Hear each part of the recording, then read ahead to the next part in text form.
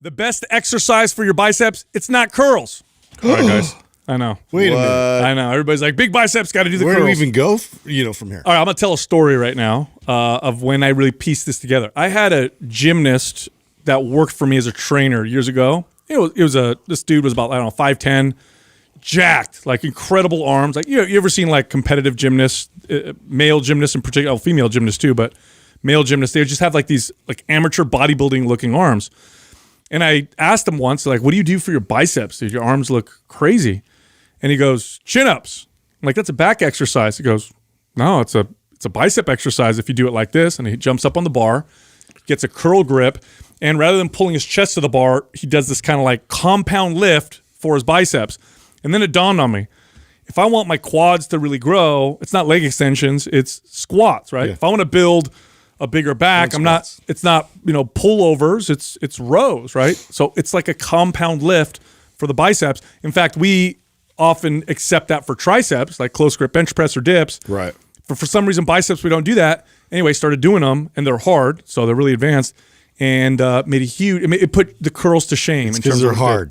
Yeah. I think that's where it is, right? It's so much easier to just look in the mirror and pump it up. Like is that what you think we do? You know what? That's a really good point you bring up, and I wonder why that is. Everybody is pretty familiar with close grip bench press for your triceps. We talk about it all the time. It's not the first time I've heard anyone talk. It's popular, but you don't hear that often about supinated pull-ups as a great bicep exercise, like people. But that's a perfect comparison. It's very similar to what the incline press is for triceps, but for biceps. And no one talks about it. I think Justin hit it right. It's hard as hell. So first off, doing a supinated grip chin up or pull up is hard anyway.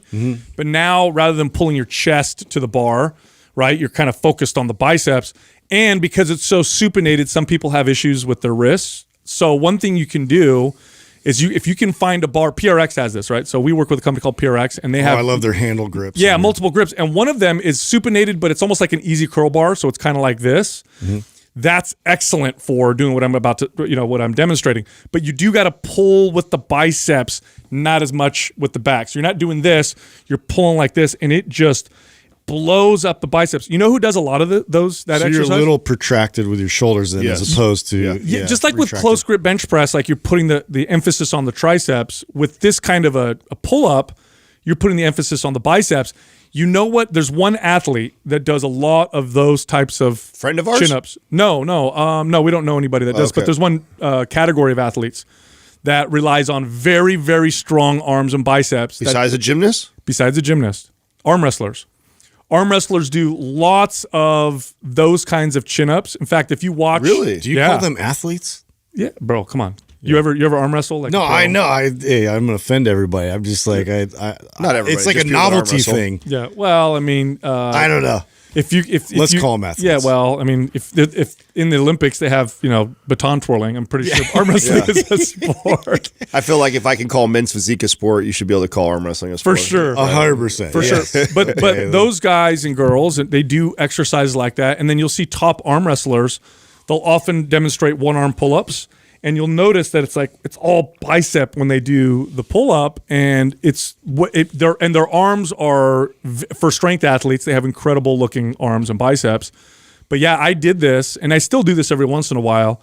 And there's no bicep exercise that I've done that will hit my arms the same way. No, I like that a lot, and in that elbow position too. There's not a lot of bicep exercises that emulate that either. That's another feature about that. So, yes, compound lift, heavy, hard, novel, all those things for sure. And then also, how many machines do you know where your elbow is positioned up by your ears? Not just that, it's up by your ears, and then as the exercise progresses, it now moves through this wild range of motion. Yeah, my elbow goes from behind by my head to in front of my body to my side, all within the same exercise. So what happens essentially is if you look at the bicep that's connected in 2 points, we're going to simplify. There's 2 heads, but let's just simplify, right? There's 2 points, and when it contracts, it brings them together. But bicep curl exercises bring this part of the bicep closer to this one, right? So when I do this, it's the part that's pulling my lower arm up.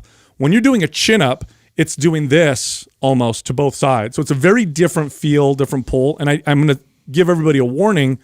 If you do these, be careful because they will wreck your arms like nothing you've ever done before. They're really, really tough.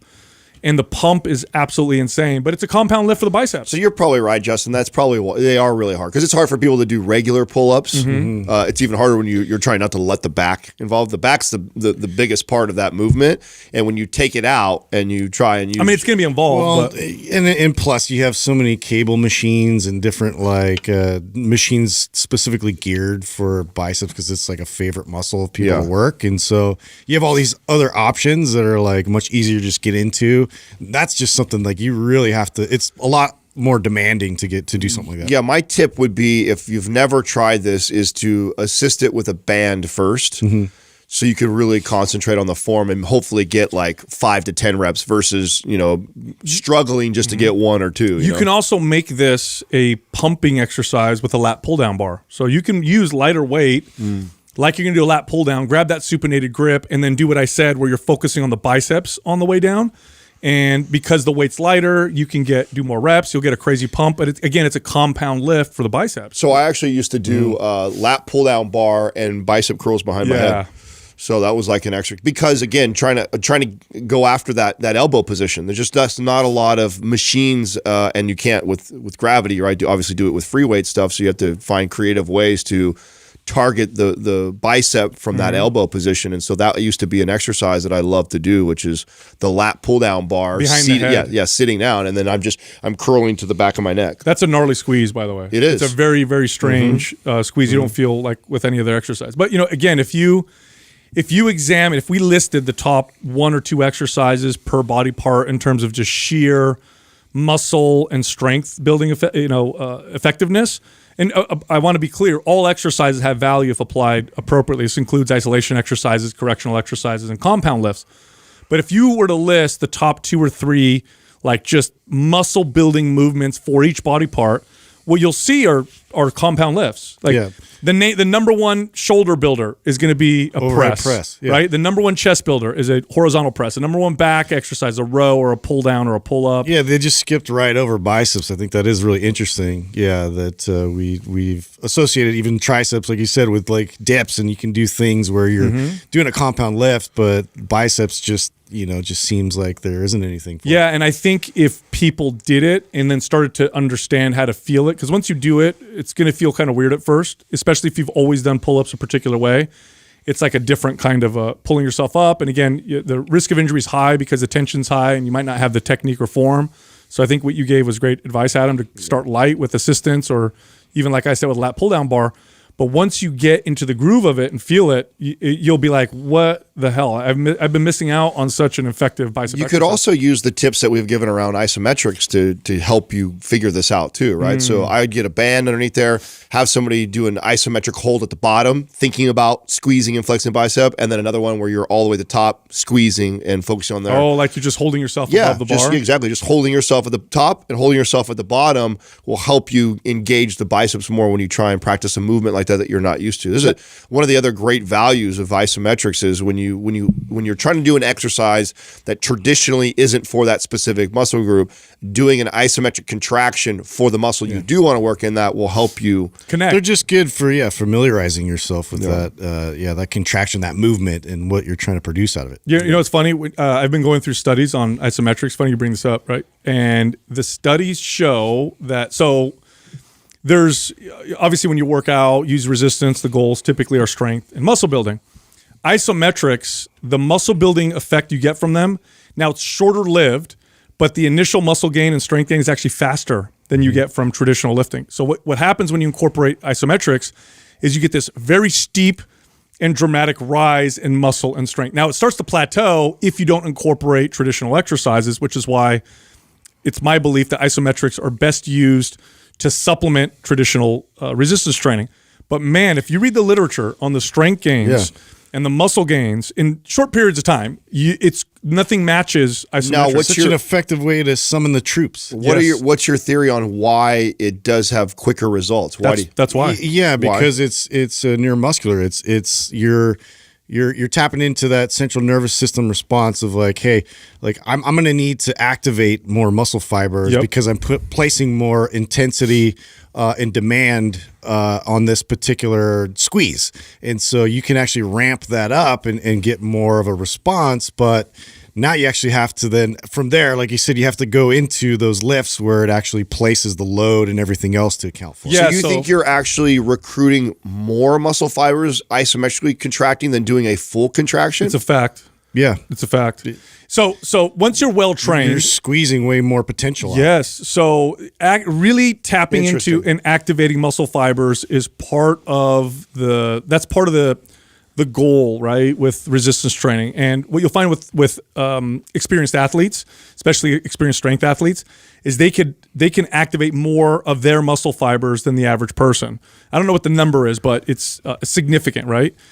Isometrics make that happen much faster, probably because there's a shorter learning curve. So like you take That's what I would have said. It's easier. It's easier to figure out where there's more room for error in a traditional full range of motion lift. Yes. There's like someone can do, for example, let's take a very basic, easy one, bicep curls.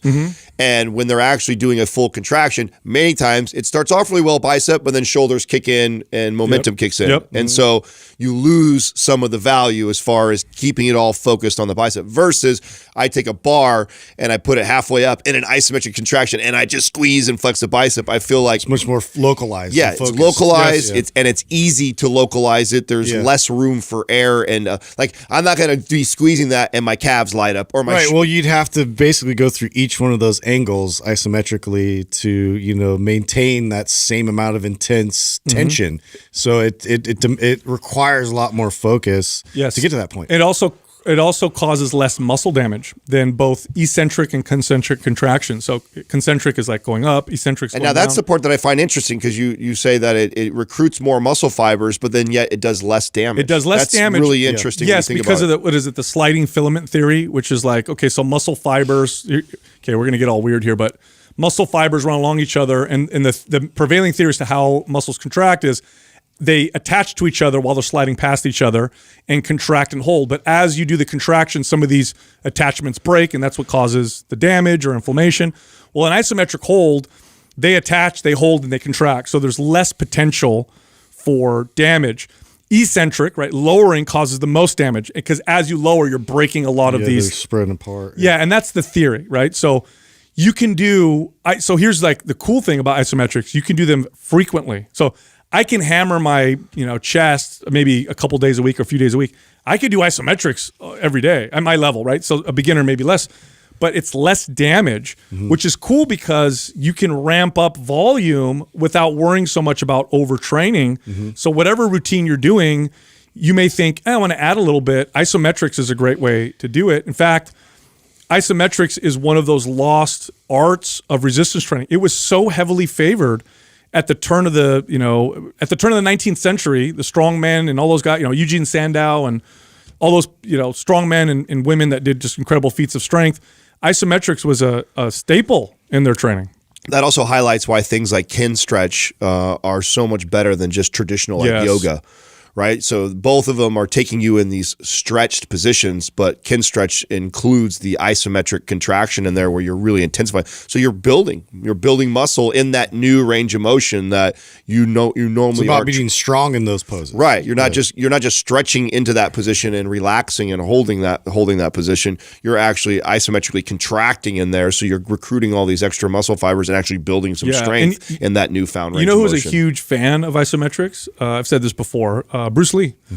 Bruce Lee did resistance training. He was one of the first martial artists to do it. In fact, he worked with bodybuilders at the time and to develop his physique and everything too. Because he noticed that the story goes that this is legend, but I don't know if it's true. He wrote this himself, but he says that he got into a fight, he won, but then he was so surprised at how fatigued he was and how weak his body felt at the end. So he said, I need to do more physical conditioning. Well, resistance training became a part of it. And obviously Bruce Lee, not a big guy, but at the time, probably one of the most muscular people on screen, actually inspired a lot of pro bodybuilders to become bodybuilders. I know Flex Wheeler talked about Bruce Lee being one, does that lat spread in the beginning when he's kind of warming up to fight or whatever. And isometrics was a huge part of his routine. And it was said that he could hold I want to say 200-pound dumbbell at arm's length and hold it steady. And he said the isometrics gave him incredible punching power because of the stability that he developed. So it really does work. It's not so popular nowadays, which is interesting, probably because it's not sexy, but I foresee this being the next big thing in fitness. Again, of course, usually it's the old stuff that comes back. So it's not going to be the next big thing. It's the next old thing that becomes the next big thing. Yeah, I've been way ahead of my time with a lot of these things. So we'll see if it catches up. Or way behind, however you look at it. Yeah, way behind. Either way you look at it, dude. Yeah. Hey, if you enjoyed that clip, you can find the full episode here, or you can find other clips over here. And be sure to subscribe.